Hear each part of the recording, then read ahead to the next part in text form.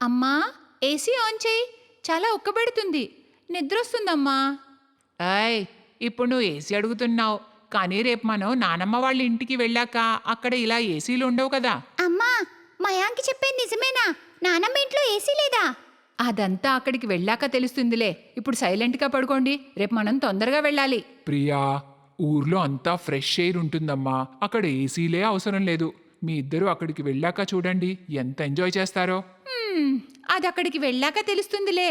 ఈ 3 నెలలు ఎలా గడుస్తాయో ఏంటో. ఇంత వేళ్ళో అత్తయ్య కూడా ఆడపడుచు ఎంగేజ్మెంట్ ఈ వేసవిలోనే పెట్టాలా? సుహానా, మధు అత్తవారు చలికాలంలో పెళ్లి పెట్టుకుందాం అన్నారు. అందుకే అమ్మ ఈ నిశ్చితార్థం ఇప్పుడు పెట్టింది, సంబంధం ఖాయం అవడానికి.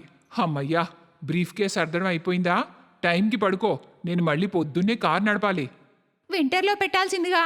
మనోజ్ కుటుంబం ఊర్లోనే ఉంటుంది. సుహానా మరియు పిల్లలు మొదటిసారి ఊరికి వెళ్తున్నారు. సుహానా పెళ్లి తర్వాత ఆమె అత్తగారు మరియు ఆడబడుచు సిటీలో ఉన్న వీళ్ల ఇంటికే వస్తారు. కానీ సుహానాకి మాత్రం ఊరికి వెళ్లే పనే పడలేదు. మనోజ్ పెళ్లి సిటీలోనే అయ్యింది. మొదటిసారి సుహానా పిల్లలతో కలిసి ఊరికి వెళ్తుంది. అందుకే తను చాలా టెన్షన్లో ఉంటుంది. ఈ వేడిలో ఆ ఊళ్ళో ఎలా ఉండాలా అని. పిల్లలకి ఎయిర్ కండిషన్లో ఉండడం అలవాటు. అందుకే అక్కడ పరిస్థితి ఎలా ఉంటుందో తెలీదు. మరుసటి రోజు తెల్లవారుజామునే అందరూ ఊరికి చేరుకుంటారు. రా కోడలా, ఏంటమ్మా, కిందటిసారి నిన్ను సిటీలో చూసినప్పుడు బాగానే ఉన్నావుగా, కానీ ఇప్పుడు పిల్లలు కూడా చాలా బలహీనంగా అయిపోయారు. ఏమీ తినట్లేదా అమ్మా? అమ్మా, వీళ్ళొచ్చేసారుగా, నీకు నచ్చినవన్నీ వండిపెట్టు. సరే నాన్న, నువ్వు కంగారు పడకు. ఈ పిల్లలు ముద్దుగా బొద్దుగా అయ్యే సిటీకి వెళ్తారులే. పిల్లలు, ఈ లస్సీని తాగండి. నానమ్మ, లస్సీ అంటే ఏంటి? పిల్లలు, లస్సీ పెరుగుతో తయారవుతుందర్రా. నాకు కూడా లస్సీ కావాలి. సరే తండ్రి. మధు, ఇంకొక గ్లాస్ లస్సీ తీసుకురా. అత్తయ్య, ఉండనివ్వండి. వీళ్ళు ఇలానే అడుగుతూ ఉంటారు. నేను ఇందులోంచే ఇద్దరికీ కొంచెం కొంచెం తాగిస్తానులేండి. లేదమ్మా, నాకు మొత్తం కావాలి. నా చిన్ని తండ్రి మొత్తం తాగేస్తాడు. పైగా లస్సీ చాలా మంచిది. ఇది తాగడం వల్ల శరీరం అంతా చల్లగా ఉంటుందర్రా. పిల్లలు, చూస్తాను మీ ఇద్దరిలో ఎవరు ముందు లస్సీ తాగుతారో. సుహానా చూస్తుండగానే ప్రియా మరియు మయాంక్ గడగడ లస్సీ తాగేసి గ్లాసులు ఖాళీ చేసేస్తారు. వాళ్ళు చాలా ఇష్టంగా లస్సీ తాగుతారు. సుహానా చాలాసార్లు సిటీలో పిల్లలకి పాలు లేదా పెరుగు పెడితే తినేవారే కాదు, బలవంతంగా పెట్టాల్సి వచ్చేది. నేనే ఫస్ట్ నానమ్మా. నేను ఫస్ట్ నానమ్మా. ఇద్దరూ ఫస్ట్ వచ్చారా? ఇప్పుడు మీ ఇద్దరికీ ఒక మంచి బహుమతి ఇస్తాను.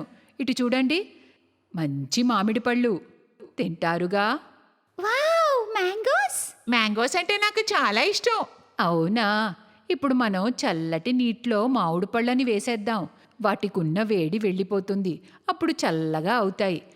రాత్రికి ఇద్దరూ కలిసి తిందుర్లే. అమ్మా, పిల్లలు ఊరికొచ్చి మంచి విషయాలు నేర్చుకుంటున్నారు.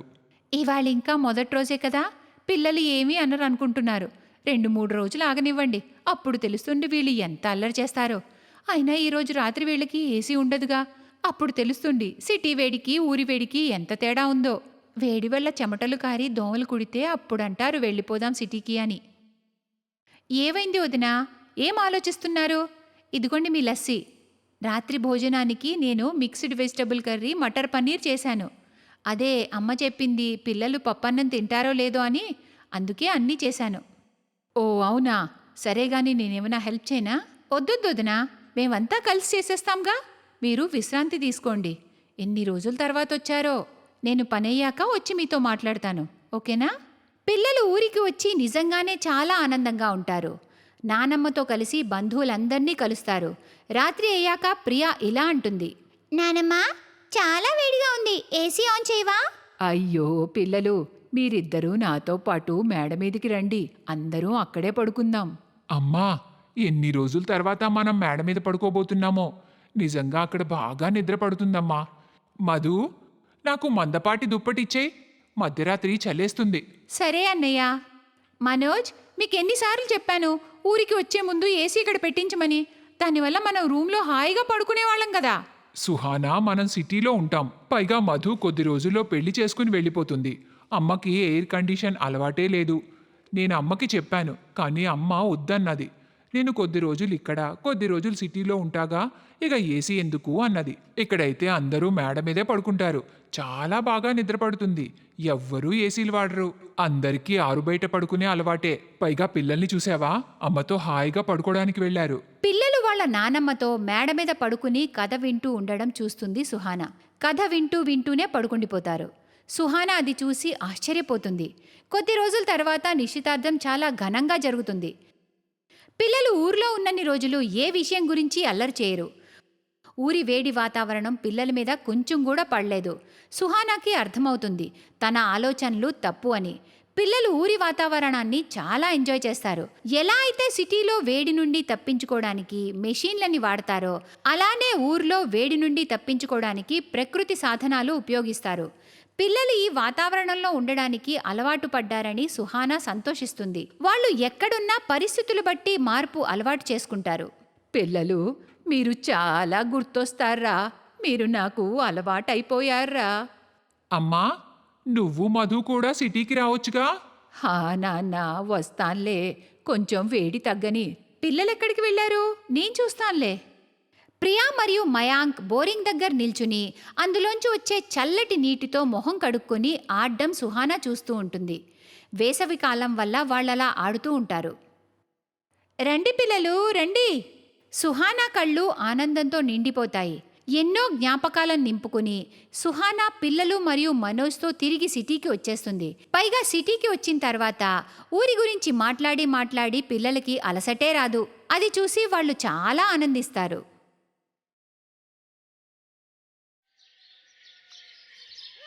జమీందార్ ఈరోజు తన తప్పుకి సిగ్గుపడతాడు. ఈరోజు ఆయన ఇంటి గౌరవంపై మచ్చపడేలోపు తప్పించుకున్నాడు. చౌదరి గారు, బ్లాక్మెయిల్ చేసే ఆ 2 గుండాల్ని మేం పట్టుకున్నాం. వాళ్ళు వీరపురంపై ఎప్పటినుండో కన్నేసుంచారు. మరియు మీ ఊరి గ్రామ పాడవాళ్ళు బహిరంగంగా స్నానం చేస్తారని కూడా వాళ్ళకి తెలుసు. కానీ మీ చిన్న కోడలు సుధా చేసిన ధైర్యానికి తప్పకుండా మెచ్చుకోవాలి. ఆ గుండాలపై మా పోలీస్ స్టేషన్లో రిపోర్ట్ చేసింది. దానికి మనం తప్పకుండా అభినందించాలి. నేను మీకు ఎన్నిసార్లు చెప్పానండి, ఇంటి కోడళ్ళు బహిరంగంగా స్నానం చేయడం మంచిది కాదని. మీరు నా మాట వింటే కదా. నేను మాత్రం నా కోడళ్ళకి ఇంట్లోనే స్నానం చేసే ఏర్పాటు చేస్తాను. వీరాపురం గ్రామంలోని ఇళ్లల్లో స్నానం చేసే వ్యవస్థ ఉండదు. దానివల్ల గ్రామంలోని ఆడవాళ్లు బహిరంగంగా స్నానం చేయక తప్పదు. అరే ఓ కొత్త కోడలా, ఇంకా నిద్ర లేవలేదా ఏంటి? స్నానానికి నదికి వెళ్ళాలి. అక్క, నదిలో స్నానం చేయాలా? కానీ బహిరంగంగా స్నానం చేసేటప్పుడు ఎవరైనా చూస్తే? సుధా, ఈ గ్రామంలో ఆడవాళ్ళు బహిరంగంగానే స్నానం చేస్తారు. అయినా కానీ గ్రామ ప్రజలకి తెలుసు, ఆడవాళ్ళు స్నానానికి వెళ్లే సమయానికి గ్రామంలో మగవాళ్ళు ఆ దరిదాబుల్లో కూడా రారు. సరే, ఇంకా లేట్ చేయకు. ఈ సమయంలో నది ప్రవాహం శాంతంగా ఉంటుంది. త్వరగా వెళ్ళి స్నానం చేసి వచ్చేద్దాం. మాలిని మరియు సుధా నదికి స్నానం చేయడానికి వెళ్తారు. గ్రామంలోని చాలా మంది ఆడవాళ్ళు అక్కడ నదిలో స్నానం చేస్తూ ఉంటారు. సుధాకి చాలా సిగ్గుగా అనిపిస్తుంది. మాలిని అక్క, నాకు చాలా ఇబ్బందిగా ఉంది. ఒకవేళ ఎవరైనా చూస్తే మన పరువు మట్టిలో కలిసిపోతుందక్క. అరే, ఎందుకు భయపడుతున్నావు కోడలా? మేమిక్కడ ఇన్నేళ్లుగా స్నానం చేస్తున్నాం. మరి మమ్మల్ని ఇప్పటి వరకు ఎవ్వరూ చూడలేదు. ఇక ఇప్పుడు ఎవరు చూస్తారు? చౌదరి గారికి అందరూ భయపడతారు. ఇటువైపు ఒక్క మగవాడు కూడా రాడు. సుధాకి చాలా ఇబ్బందిగా అనిపిస్తుంది. కానీ ఏం చేస్తుంది? తను మాలిని మరియు తోటి ఆడవాళ్లతో నదిలోకి దిగాల్సిందే కదా. అతి కష్టంగా సుధా నదిలో స్నానం చేసి ఇంటికి వస్తుంది. ఆ తర్వాత రోజు తను మాలిని మరియు గ్రామంలోని తోటి ఆడవాళ్లతో కలిసి స్నానం చేస్తూ ఉంటుంది.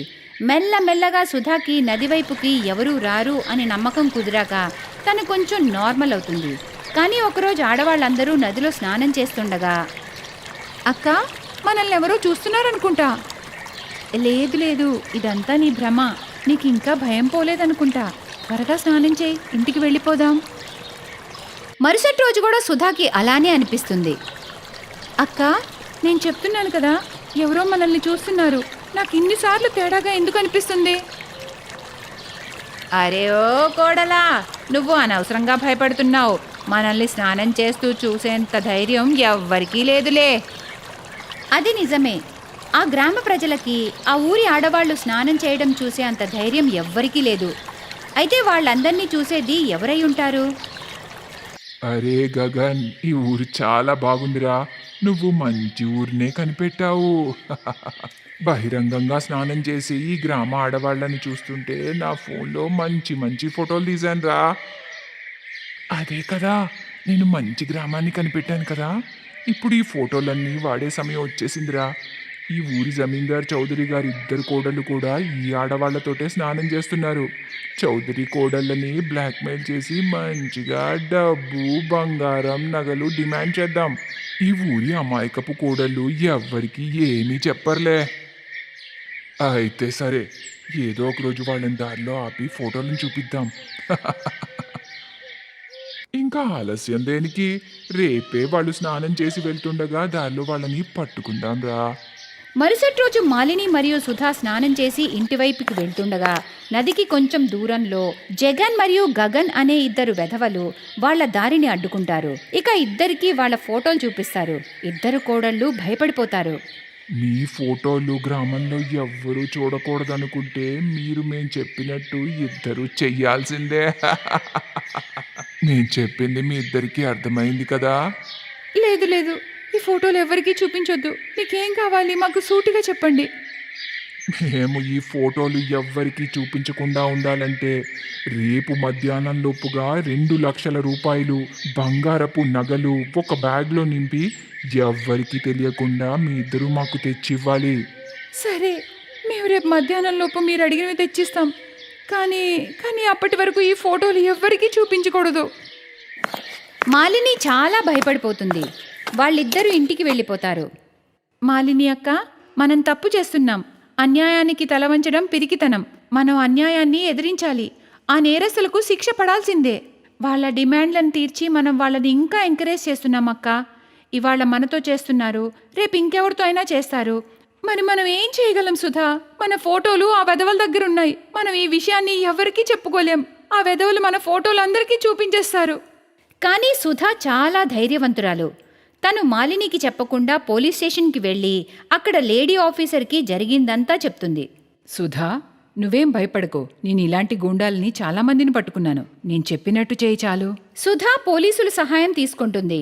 మరుసటి రోజు తను మాలినితో పాటు ఆ వెధవలు చెప్పిన ప్లేస్కి వెళ్తుంది. ఆ గూండాలు సుధా మరియు మాలిని దగ్గరికి వచ్చి రాగానే పోలీసులు వాళ్ళని చుట్టుముడతారు. పోలీసులను చూసి ఆ గూండాలు భయపడిపోతారు. పట్టుకోండి వీళ్ళని. అమాయకు ఆడవాళ్ళని పట్టుకుని బ్లాక్మెయిల్ చేసి వాళ్ళ నుంచి డబ్బులు, నగలు డిమాండ్ చేస్తారా? మేడం, ఈ గూండాల్ని చుట్టుపక్కల గ్రామాల పోలీసులు కూడా వెతుకుతున్నారు. వాళ్ళు ఇంతకు ముందు చాలా మంది ఆడవాళ్ళని ఇలాగే బ్లాక్మెయిల్ చేశారట. పోలీసుల ద్వారా గూండాల్ని పట్టించిన విషయం చౌదరి గారి వరకు చేరుతుంది. అతనికి కూడా అతని తప్పు తెలుస్తుంది. సావిత్రి, నువ్వు నిజమే చెప్పావు. తప్పంతా నాదే. నేను చాలా పాతకాలపు మనిషిలాగా ఆలోచించాను. మన కోడళ్ళకి, కూతుళ్ళకి ఏం అవసరమో అవి నేను ఎప్పుడూ ఆలోచించలేదు. నేను ప్రమాణం చేస్తున్నాను, ఈ గ్రామంలో ప్రతి ఇంటికి స్నానం గది కట్టిస్తాను. ఇంకెప్పుడు ఏ కోడలికి కానీ కూతురికి కానీ ఇలా జరగకూడదు. సుధా, ఇవాళ నీ వల్ల మనం ఎంత పెద్ద ప్రాబ్లం నుంచి తప్పించుకున్నామో. అక్క, ఇది నా బాధ్యత. నేను ఈరోజు చేసిన ధైర్యానికి మన గ్రామం ఆడవాళ్ళకి బయట స్నానం చేసే అవసరం లేకుండా పోయింది. చాలా ఆనందంగా ఉందక్కా. వీరాపురం గ్రామం ఆడవాళ్లు సుధని చాలా అభినందిస్తారు. ఇవాళ అందరి ఇళ్లల్లో బాత్రూమ్స్ ఉంటాయి. ఆ గ్రామం ఆడవాళ్లు బహిరంగంగా స్నానం చేయడం మానేస్తారు. Thanks for watching.